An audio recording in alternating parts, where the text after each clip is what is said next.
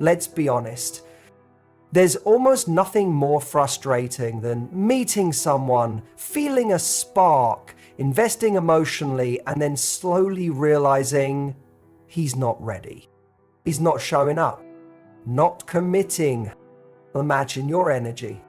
And in those moments, your heart whispers, maybe if I just try a little harder, he'll see what we could have. But here's the truth. The more you try to pull someone who isn't ready, the more they drift away. So today I want to offer you a different approach. Not one built on pressure or pursuit, but one that restores your power, your self-worth, and your peace. When a man isn't ready for a relationship or commitment, it's incredibly tempting to think that if you just try a little harder, he'll come around. The idea that with enough attention, affection, or effort, you can change his mind seems logical, especially when the connection feels genuine. But the truth is, trying harder to prove your worth is not only exhausting, it's also counterproductive. It doesn't build a foundation of trust, respect, or healthy attraction. Instead, it creates a dynamic where you're constantly seeking validation, trying to convince someone of your value. This is a path that rarely leads to the kind of deep connection you're truly looking for. The very act of trying to prove your worth to someone sends an unspoken message that your value is negotiable, that it's something that can be altered based on someone else's perception or readiness. When we chase someone in an attempt to make them see our worth, we're implicitly saying, I don't believe I am enough, but I'll do whatever it takes to make you see it. That message, however, undermines the core of what true attraction is built on: self-respect, independence, and the ability to walk away when your standards aren't being met. Real attraction is not built on pressure, on trying to force someone to see you as you see yourself. The power dynamic shifts when you're constantly working to prove yourself. Instead of feeling magnetic, you begin to feel more like a salesperson, offering discounts on your worth in hopes that someone will bite. This is not a position of strength, it's a position of desperation, and desperation repels the very thing you want most: authentic connection and love. Think about the people in your life who naturally exude confidence and self-assurance. These are the people who are not constantly trying to get the attention or approval of others. They live their lives, are secure in who they are, and let the world gravitate toward them because of their energy, not because they're offering themselves up on a silver platter. This kind of energy is magnetic because it is grounded in authenticity, in living your truth without fear of rejection. When you stop trying to convince people of your worth, you begin to attract those who genuinely see and appreciate it. The act of chasing someone, on the other hand, clouds your energy. You're no longer offering them the chance to discover your worth for themselves. You're giving them an out, an easy way to accept or reject your offerings without ever really taking the time to connect with you deeply. Chasing someone who's not ready doesn't just affect the way they see you, it also affects the way you see yourself. The more you chase, the more you devalue your own worth. You begin to tie your sense of self-esteem to their behavior, and that's an unhealthy and ultimately unsustainable foundation for your self-image. A relationship, or the potential for one, should never feel like something you have to work tirelessly to build from scratch. It should feel like an equal exchange, a natural progression that comes from mutual understanding, respect, and readiness to give. What's important to remember is that your worth doesn't change based on whether someone is ready for you or not. It's inherent. It's the foundation of who you are. And if someone can't see that from the start, chasing after them isn't going to make them see it. Instead, it will only reinforce the idea that your worth can be earned through effort, which is simply not the case.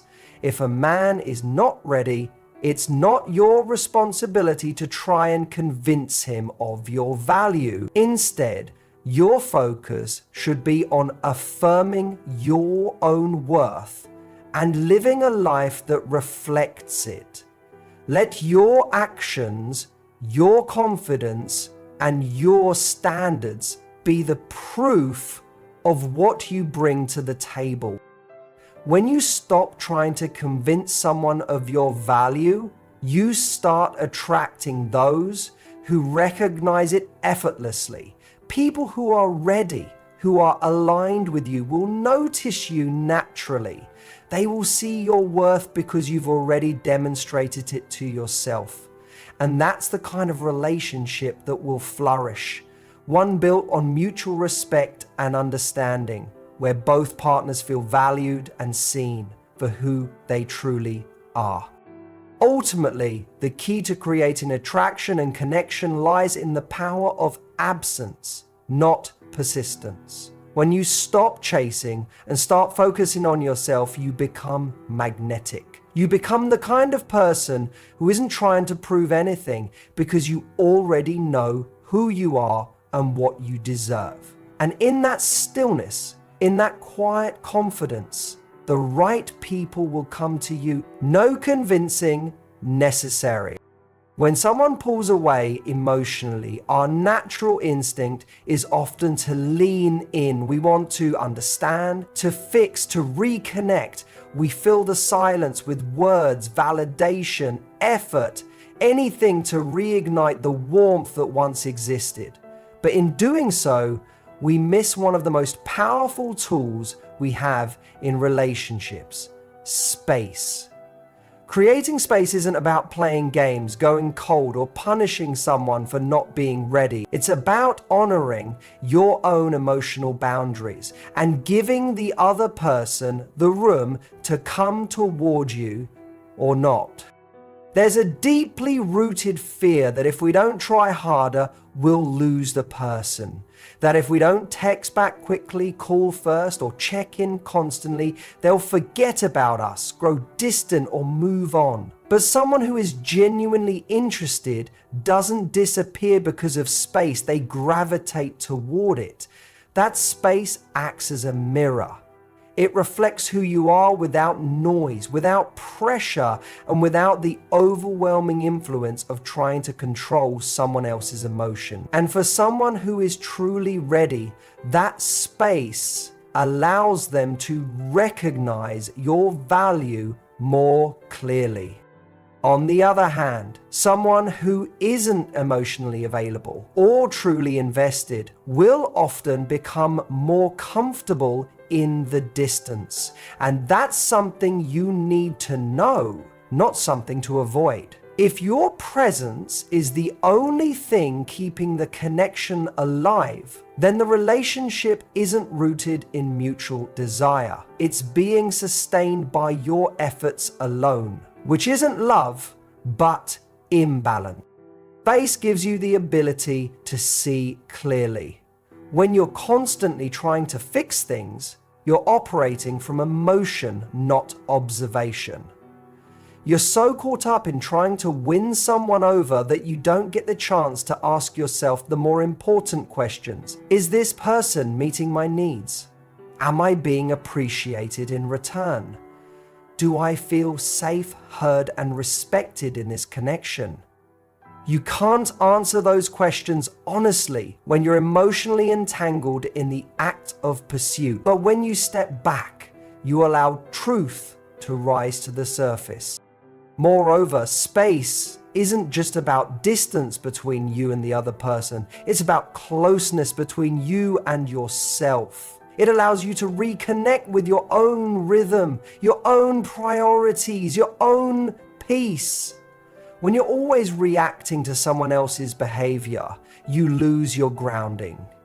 Your self-worth starts to hinge on their text message, their tone, their schedule. But when you create space, you get to remember who you are outside of the dynamic. You re-anchor yourself in what you deserve, and you regain the ability to respond from a place of strength instead of insecurity. The beauty of space is that it's not aggressive. It's not a fight, a breakup, or a dramatic gesture. It's a calm, intentional decision to say, I am not going to overextend myself for someone who hasn't shown they're willing to meet me halfway. That energy is powerful. It shows emotional maturity. It sets a boundary without needing to shout it. And often it's in that very stillness that people begin to realize what they've taken for granted. Many times we believe that staying close, staying involved, staying available will help things move forward. But the opposite is often true. When you remove yourself from the emotional labor, from constantly reaching out or filling the gaps, you hand responsibility back to the other person. And in that moment, they reveal everything. They either step forward and match your energy, or they continue to pull away, which tells you all you need to know. It's important to understand that space doesn't mean giving up. It doesn't mean closing off your heart or becoming cold. It means letting go of control and trusting that what is meant for you won't need chasing. If someone is truly aligned with you, they'll feel that space, not as abandonment, but as an invitation to rise, to show up, to choose you with intention. In any relationship, the energy you give should be met, not constantly requested. When it isn't, the most powerful thing you can do is step back. Create the silence that invites truth to enter, give the distance that demands clarity, and most importantly, allow yourself to observe what happens when you're no longer the one holding everything together. Because someone who truly wants to be close to you won't let the space grow. They'll move toward you, not because they're afraid of losing you, but because they recognize your worth and they want to be close to it. Chasing someone who isn't ready for a relationship is not just emotionally draining, it's also fundamentally counterproductive. The more you pursue someone who's uncertain, the more you inadvertently push them away. Attraction thrives on a delicate balance. And when you tip that scale too far by constantly seeking validation or affection from someone who isn't fully invested, you begin to disrupt the natural flow of connection. The act of chasing creates a power imbalance in the dynamic, where one person is perpetually in the position of pursuing while the other is being pursued. This not only undermines the foundation of a healthy relationship, but it also weakens your sense of self and the quality of the connection you're trying to build.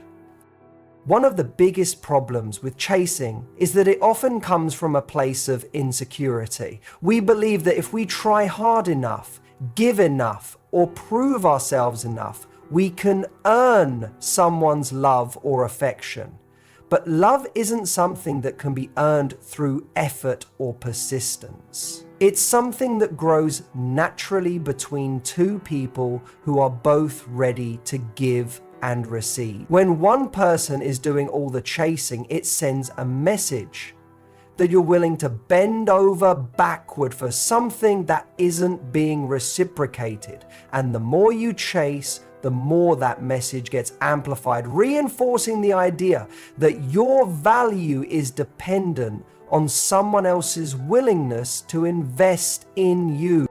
In these situations, the energy you expend chasing someone doesn't increase their attraction or commitment. Instead, it can have the opposite effect. It can make the other person feel pressured, overwhelmed, or even burdened by the weight of your expectations. Chasing creates an environment where one person feels the need to constantly reassure, pursue, and prove their worth, while the other person might start to feel that the dynamic is too one-sided or that their freedom is being encroached upon.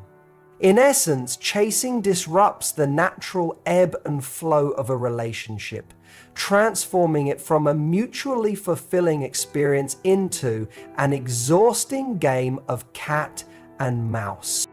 What often happens when you chase someone who isn't ready is that you end up losing sight of your own worth. Your validation becomes entirely dependent on how the other person responds to your pursuit. You're essentially placing your emotional well-being in the hands of someone who isn't fully engaged or committed. And this is where the danger lies. When you attach your sense of value to someone else's behavior or approval, you begin to erode your own self-esteem. You start to question your worth based on whether or not the other person reciprocates your feelings or meets your emotional needs. This is not a healthy foundation for self-love or for building a strong, healthy relationship. Furthermore, the more you chase, the more you risk creating a dynamic that is built on neediness and dependence. Rather than being a partner who offers love and support, you become someone who is constantly seeking approval and validation. This not only diminishes your own power, but also makes you more susceptible to emotional manipulation or mistreatment. The person being pursued may begin to take your devotion for granted, knowing that you'll always be there, ready to give while they withhold. This creates a dynamic that's far from equitable, where one person is constantly giving and the other is taking, with little effort or investment in return. Chasing also often stems from a sense of desperation. There's a feeling that if you don't act now, you'll lose the opportunity, or worse, the person entirely. This fear of loss can cloud your judgment and lead you to make decisions based on fear rather than clarity. When you operate from a place of desperation, you're less likely to see things clearly. You may overlook red flags, rationalize behaviors that don't align with your values, and ignore the fact that the other person isn't meeting your needs. Fear of loss can drive you to chase something that isn't right for you, simply because you're afraid of being alone or not finding anything better. But in reality, this desperation is exactly what keeps you stuck. It blinds you to the possibilities that exist outside of this one person who is not ready or willing to offer you the commitment you deserve. The key to breaking free from the cycle of chasing is to reclaim your power. Instead of focusing on someone else's emotional availability, focus on your own emotional health. Recognize that your worth isn't tied to how much effort you put into someone else. Your value is inherent, and it's not something that can be increased or decreased by someone's actions or inactions. When you stop chasing, you shift your energy inward. You stop seeking validation from external sources and instead focus on building a life that is fulfilling, independent, and whole. This shift in focus not only boosts your self-esteem, but also attracts the kind of partner who is ready and willing to meet you at your level. When you stop chasing, you also stop enabling behavior that isn't serving you. Instead of constantly reaching out, texting, calling, or trying to create intimacy, you create space for the relationship to evolve naturally. You allow the other person to come to you, which ultimately reveals whether they're truly ready to step up or not. And in this space, you can observe their actions rather than being caught up in their words or excuses. You can see whether their behavior matches their intentions and whether they are truly interested in building a healthy, reciprocal relationship. Ultimately, chasing someone who isn't ready undermines your own sense of worth and erodes the foundation of a balanced relationship. Instead of chasing, focus on creating the kind of life that makes you feel whole, fulfilled, and empowered. Let your self-worth come from within, not from the approval of someone who isn't able to meet you halfway. When you do this, you create space for someone who is genuinely ready to invest in you, someone who will match your energy and who will see your value without needing to be convinced.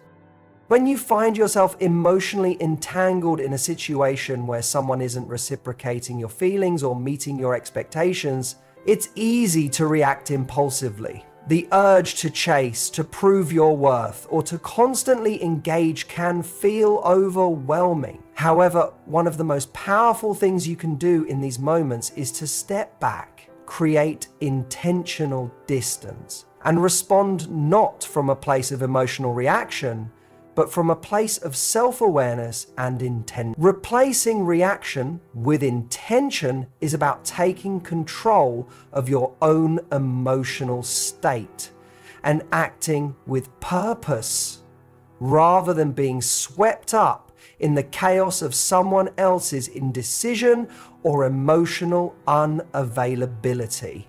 It's human nature to want immediate answers when someone we care about isn't giving us the attention or emotional investment we expect.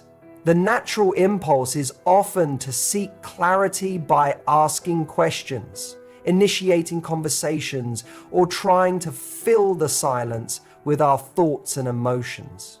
But in these moments, acting out of emotion usually clouds your judgment. You may say things you don't truly mean, express frustration that could push the other person further away, or do things that ultimately diminish your own self-respect. The key to overcoming this impulse is to pause and reflect before you act. By taking a step back, you give yourself the opportunity to respond in a way that aligns with your values, not with your immediate emotional impulses. One of the most important aspects of responding intentionally is recognizing the difference between reaction and response. A reaction is often automatic, it's driven by your emotions in the moment. It's the kind of behavior that comes from a place of anxiety, insecurity, or fear. For example, if someone pulls away, your immediate reaction might be to send multiple texts, ask them what's wrong, or make excuses for their behavior. This is a reaction born out of fear of losing them or a need for reassurance. While it may feel like you're taking action, it's actually a form of emotional indulgence that doesn't resolve the underlying issue. It only adds more noise to an already unclear situation. In contrast, responding with intention is about being grounded in your sense of self-worth and your understanding of the situation. It's about thinking carefully before you act. It's about taking the time to ask yourself, what is my intention here? Am I trying to fix something that isn't mine to fix? Am I acting out of fear or out of strength? When you respond intentionally, you approach the situation from a place of emotional maturity. You don't try to control the outcome. Instead, you focus on maintaining your own emotional integrity, regardless of what the other person does. This shift in mindset is powerful because it allows you to remain in control of your emotions and avoid getting swept away by the turbulence of someone else's uncertainties or mixed signals. One of the most significant benefits of responding with intention is that it helps you maintain your sense of boundaries. When you're constantly reacting to someone's behavior, you may inadvertently neglect your own needs and desires in the relationship. The more you chase or react, the more you allow the other person's emotions and actions to dictate your behavior. In contrast, when you respond intentionally, you prioritize your own emotional well-being. You stop making excuses for someone else's lack of effort and start respecting your own limits. This boundary setting isn't about being cold or distant. It's about respecting yourself enough to not overextend for someone who isn't meeting you half. Creating space and responding intentionally also means resisting the urge to seek immediate validation or answers. In moments of uncertainty, it's natural to crave reassurance, to want someone to tell you that everything is fine, or to clarify where you stand. But in doing so, you give away your power. You place your emotional security in someone else's hands and you allow them to control how you feel instead of seeking validation from someone else.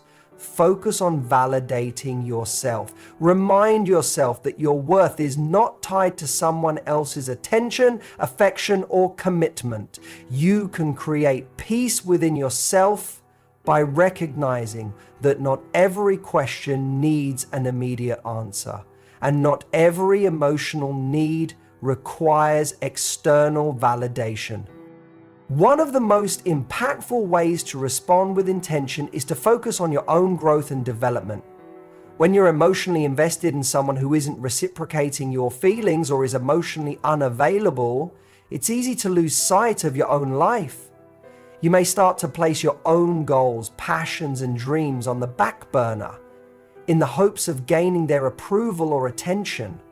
However, the more you focus on your own growth, the more you reinforce your own self-worth. You begin to recognize that your life is full and rich regardless of the status of any relationship. This shift in focus not only helps you maintain your emotional balance, but it also makes you more attractive to potential partners. People are naturally drawn to those who are confident, self-assured, and actively engaged in their own lives. When you respond to situations with intention, you take the power back and ensure that your happiness and fulfillment don't depend on someone else's actions. Responding with intention also means understanding that some relationships, no matter how hard you try, are not meant to be. While it may feel uncomfortable, there's power in accepting that some people are simply not ready for what you're ready for. By consciously choosing not to chase or seek validation, you allow yourself the opportunity to find someone who is aligned with your goals, values, and emotional availability. It's not about giving up or settling. It's about honoring your own needs and being patient enough to allow the right person to come into your life at the right time. At the core of responding with intention is the practice of mindfulness and emotional self-regulation.